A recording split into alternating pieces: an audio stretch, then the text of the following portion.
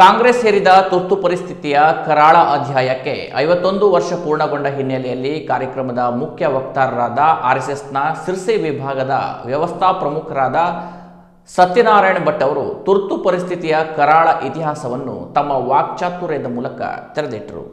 ಸಿರ್ಸಿಯ BJP ಜಿಲ್ಲಾ ಕಾರ್ಯಾಲಯದ ದೀನ್ ದಯಾಳ್ ಭವನದಲ್ಲಿ ನಡೆದ ಸಂವಿಧಾನ ಹತ್ಯಾ ದಿನ ಕಾರ್ಯಕ್ರಮದಲ್ಲಿ ಪಾಲ್ಗೊಂಡು ಮಾತನಾಡಿದ ಅವರು, ಕಾಂಗ್ರೆಸ್ ತನ್ನ ಅಧಿಕಾರ ಉಳಿಸಿಕೊಳ್ಳುವ ಸೆನ್ಸ್ ಆಫ್ ಎಂಟರ್ಟೈನ್ಮೆಂಟ್ ಗೋಸ್ಕರ ತುರ್ತು ಪರಿಸ್ಥಿತಿ ಹೇರಿದರು ಎಂದು ತಿಳಿಸಿದರು.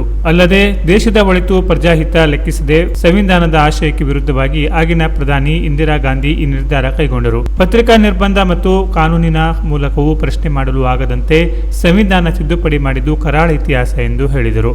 ರಾಷ್ಟ್ರೀಯ ಸ್ವಯಂ ಸೇವಕ ಸಂಘದ ಸ್ವಯಂ ಸೇವಕರು ಮತ್ತು ಜನಸಂಘದ ಕಾರ್ಯಕರ್ತರು ದೇಶ ಮೊದಲು ಎಂಬ ಭಾವನೆಯಿಂದ ಹೋರಾಡಿದರು. ಜೈಲು ಬರುವುದಂತಹ ಪ್ರತಿಭಟನೆ, ಸರ್ಕಾರಿ ಸಭೆಗಳಿಗೆ ತೆರಳಿ ಧಿಕ್ಕರಿಸುವ ಮೂಲಕ ಪ್ರತಿಭಟಿಸಿ ಸರ್ವಾಧಿಕಾರಿ ಧೋರಣೆಗೆ ವಿರೋಧ ವ್ಯಕ್ತಪಡಿಸಿದರು. ನಂತರ ಜಿಲ್ಲಾಧ್ಯಕ್ಷರಾದ ಎನ್ಎಸ್ ಹೆಗಡೆ ಕರ್ಕಿಯವರು ಪ್ರಾಸ್ತಾವಿಕವಾಗಿ ಮಾತನಾಡಿ, ತುರ್ತು ಪರಿಸ್ಥಿತಿ ಹೇರಿ ಸಂವಿಧಾನ ಕೊಗ್ಗೊಲೆ ಮಾಡಿದ ಕಾಂಗ್ರೆಸ್ ಸಂವಿಧಾನದ ರಕ್ಷಕನಂತೆ ಮುಖವಾಡ ಧರಿಸಿ ಓಡಾಡುವುದು ಹಾಸ್ಯಾಸ್ಪದ ಎಂದರು. ಜನರಿಗೆ ನೈಜ ಇತಿಹಾಸದ ಜಾಗೃತಿ ಮೂಡಿಸುವ ಕಾರ್ಯವನ್ನ ಸಂವಿಧಾನ ಹತ್ಯಾ ದಿನ ಮೂಲಕ ಮಾಡುತ್ತಿದ್ದೇವೆ ಎಂದರು.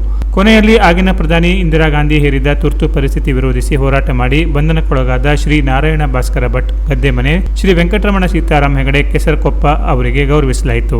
ಈ ಸಂದರ್ಭದಲ್ಲಿ ವಿಭಾಗ ಪ್ರಭಾರಿ ಆರ್.ಡಿ. ಹೆಗಡೆ, ಜಿಲ್ಲಾ ಉಪಾಧ್ಯಕ್ಷ ಅಶೋಕ್ ಚಲವಾದಿ ಹಾಗೂ ಶ್ರೀಮತಿ ಪ್ರಭಾವತಿ ಗೌಡ, ಪದಾಧಿಕಾರಿಗಳು, ಕಾರ್ಯಕರ್ತರು ಉಪಸ್ಥಿತರಿದ್ದರು. ಬಿಜೆಪಿ ಜಿಲ್ಲಾ ಪ್ರಧಾನ ಕಾರ್ಯದರ್ಶಿ ಗುರುಪ್ರಸಾದ್ ಹೆಗಡೆ, ಹರ್ತೆ ಬೈಲಾ ಸ್ವಾಗತಿಸಿದರು. ಪ್ರಶಾಂತ್ ನಾಯ್ಕ್ ವಂದಿಸಿದರು. Canara plus news, Sirsi.